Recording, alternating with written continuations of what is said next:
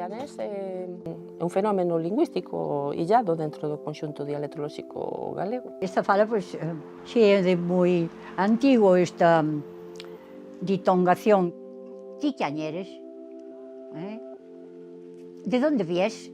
Bueno, o origen non, bueno, cando viñaron asturianos e leoneses a colonizar Galicia na Edade Media, eles traían esa ditongación e quedou aquí. Manuel Fernández, que é un historiador daqui de Goián, que naceu aí ao lado, pois fixo un traballiño que se chama El habla de Goián, que é este. E nel vai establecendo un pouco cales son as características e cal pode ser a posible orixe. El, como historiador, defende a teoría de que foi por causa dunha invasión de leoneses que hubo nesta zona na época das reconquistas, pero despois fixe unha tesiña que esta, que é o estudo descritivo da fala de Goián, con Francisco Fernández Rey, e entón seguín uns estudos máis científicos, no sentido de máis ligados ao que é a filoloxía, exclusivamente filolóxicos, en meterme aínda na parte sociolóxica ou histórica. Dentro daqui do pueblo nós temos unhas variantes, o sea, non todo o pueblo falou igual que a min. Eles, pois, uns eran do... A carretera partía, os barrios que estaban da carretera para o monte falaban o galego común de Galicia. E os logo da zona aquí do interior falábamos os galegos de Fonteala, que decíamos nós. O que si puiden contestar, ver, despois de facer moitas grabacións en distintos barrios, porque aquí hai a teoría de que uns barrios teñen a ditongación e outros non, fixen grabacións en todos os barrios e a partir desas grabacións, feitas a xente que agora xa non está, xa morreu, pois cheguei á conclusión de que en realidade pois é unha fala que nace ao mesmo tempo, polo menos é coetánea á evolución do galego, ou despois de que o galego se formalizase xa como unha lingua independente e presenta unhas características dialectolóxicas moi claras. Así como palabras non quedan moitas diferentes, pero sobre todo a ditongación, esa sí, esa queda. E por iso nós ditongamos iala, porque dice, no resto do galego dice ela na parte occidental, non irla. E entón despois, en vista de que había esas coincidencias, pois dediqueime a investigar as falas leonesas e ver que coincidencias ou diferenzas. E claro, o que máis notei foi que había máis diferenzas que coincidencias. E entón desbotei esa posible teoría, porque, ademais, se a orixe fose leonesa, pois sería unha fala que xa estaría pechada a calquera tipo de cambio, non? E incluso pois con unhas formas que terían que se parecer moito ao leonés. A partir de aí, pois cheguei á conclusión de que é unha fala que está totalmente ligada ao galego actual. E entón tamén estudei as ditongacións de Portugal. Por exemplo, tú vas aí a Valença, non quere dicir que tú vas a escoitalo, pero si nas persoas maiores decían, por exemplo, diela, e nos decimos diala.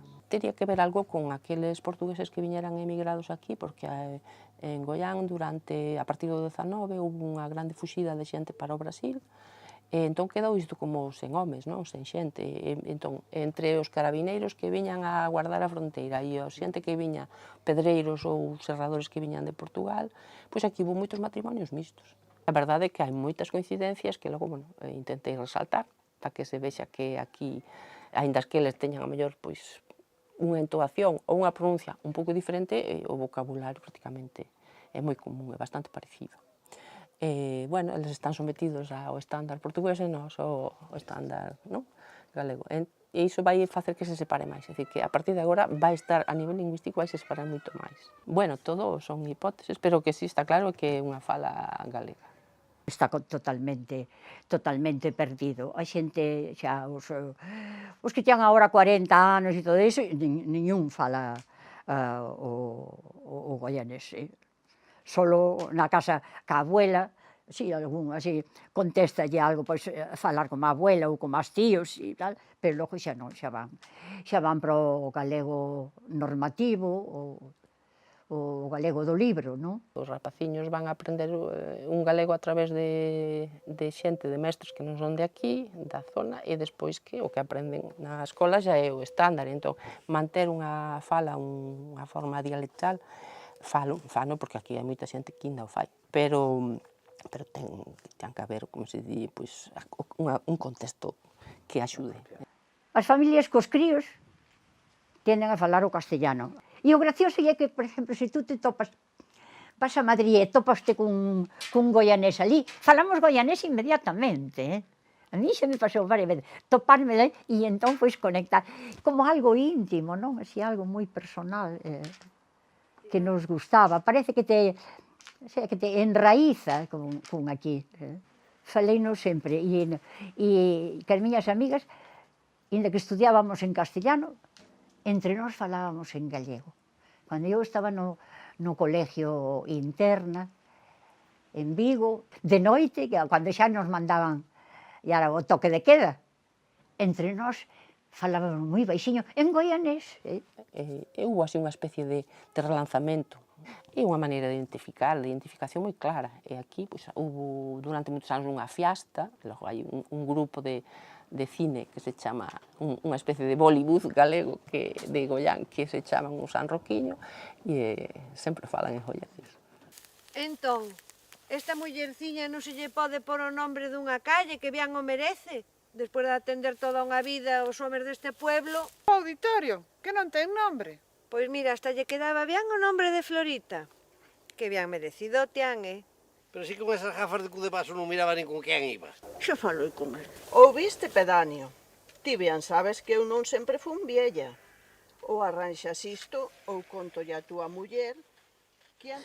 Temos cinco longometraxes feitos, e outro vamos a empezar, e varios curtas. Non paramos en 10 anos, a verdad, non collemos nin vacacións. Facémolo con presupuesto cero, todo o pobo pois nos presta de todo, casas, atrezos, coches, o que faga falta. Xente moi agradecida e despois, bueno, pois sempre están contentos do que faemos. A parte, digamos así, máis goianesa é faer unha película con actores daqui e sobre un tema que sexa cómico. Tratamos de faelo bastante en goianés, todo canto podemos para non perder esta fala tan bonita e especial que temos aquí no pobo. E, bueno, sempre facemos en todo no pueblo, nos divertimos, que é o importante. A cuestión a min que me preocupa non é si isto, claro, é unha zona, como todas as zonas fronteirizas, son zonas deprimidas, abandonadas polo Estado moitas veces, porque están longe do centro, e con grandes problemas de desenvolvemento económico, e entón ten que ir por aí un pouco, pero que non se esqueza nunca tamén a parte cultural, non?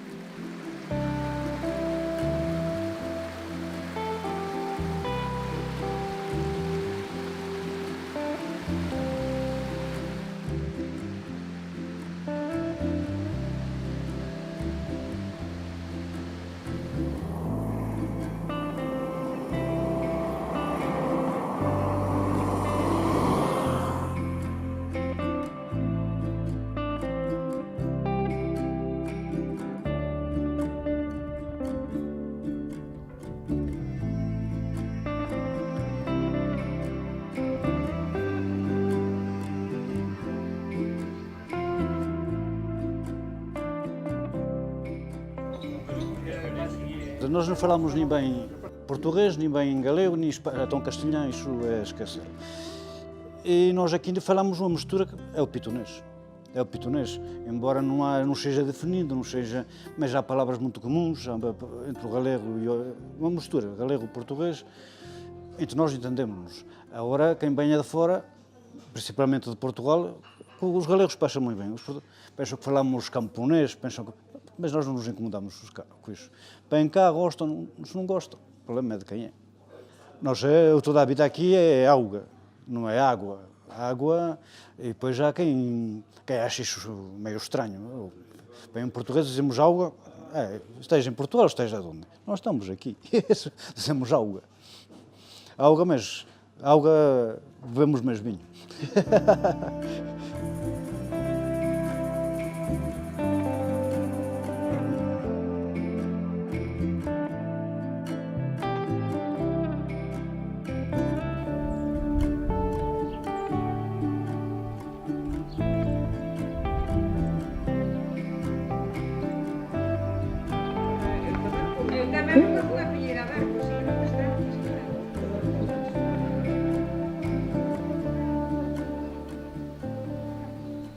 Bueno, pois o couto mixto, hasta das 3 aldeas, que é Santiago, Rubiás e Meos, que é como un triángulo que forma. Compuñen pois, a República do Couto Mixto. Dende siglos moi antepasados hasta 1864, que se firmaron os tratados de Lisboa, extinguiuse pois, as normativas do Couto Mixto. O que era a historia do Couto Mixto era de que as 3 aldeas eran gobernadas por un xuiz con os homes de acordo, elegidos democráticamente, non facían o exército militar. Despois, as mercadorías que normalmente se comercializaban aquí dentro do Couto Mixto entraban todas dentro de Portugal, viñan a Turei, despois entraban de Turei aquí nas aldeas do Couto Mixto, da República do Couto Mixto, por un camiño que non existe agora en día, que chamaban o camiño privilexiado. Entonces esas mercadorías, desde o momento que entraban nese camiño, entraban hacia aquí a República, non as podían apresurar nin a Garda de España, nin a de Portugal. Home, sentímonos galegos, que non reivindicamos nada, o sea que... Pero a historia está aí, sí. A mí chamaronme hasta incluso de Cataluña, se queríamos ser independientes a todo. Nós, constitucionalmente, fomos independientes. O sea, naide foi, nós fomos. O sea, nós non os nosos antepasados, sabe?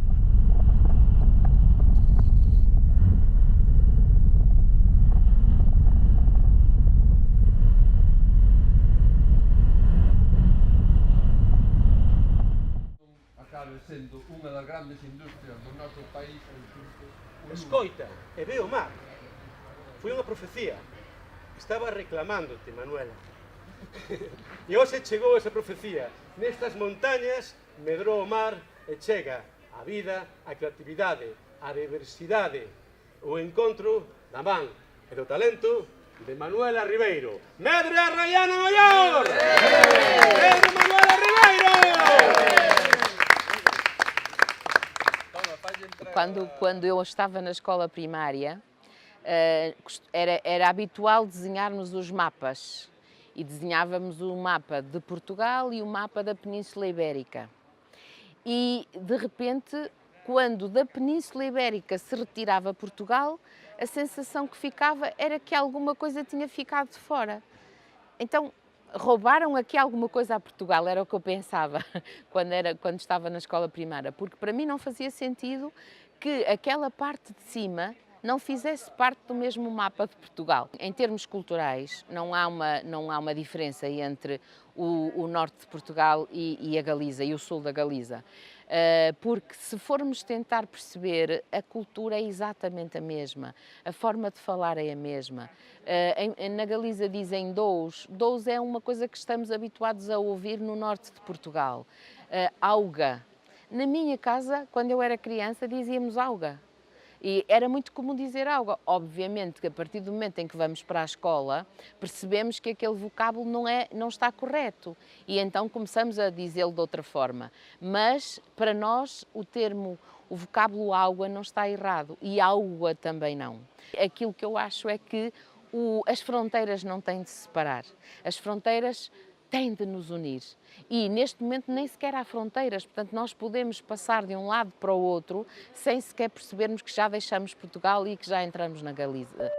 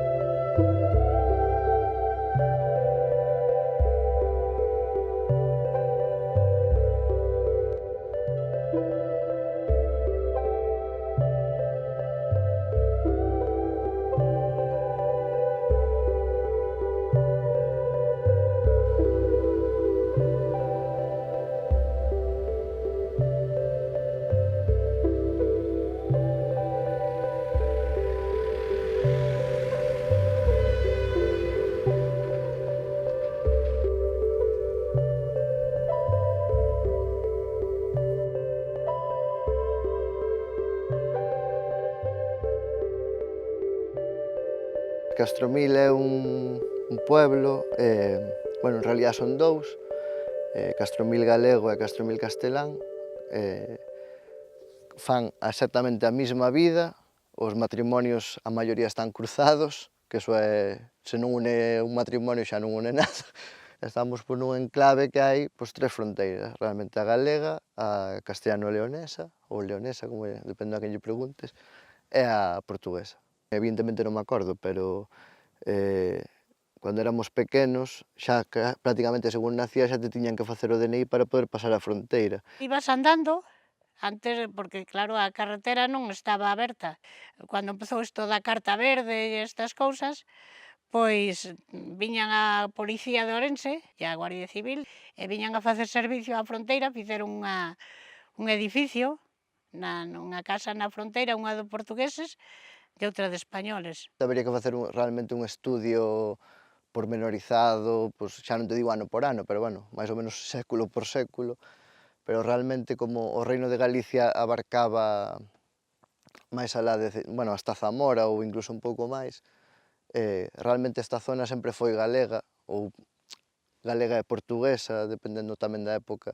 É como un sitio super exótico, porque vas pegando saltos de unhas formas de chamarlle as cousas, incluso de construir frases totalmente distintas.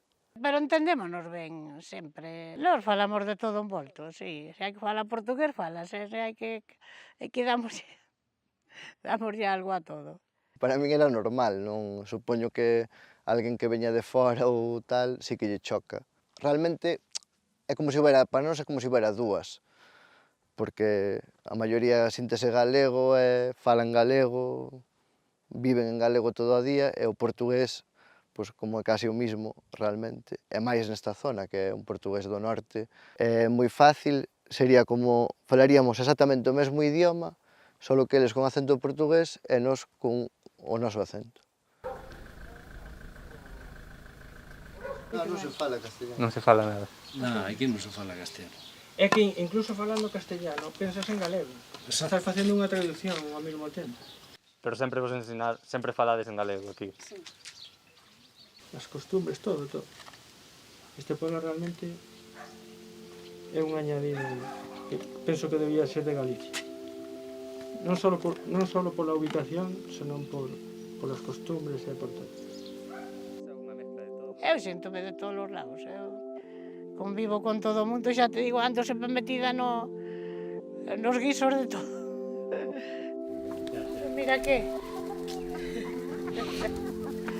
En esta zona, mira que huevos.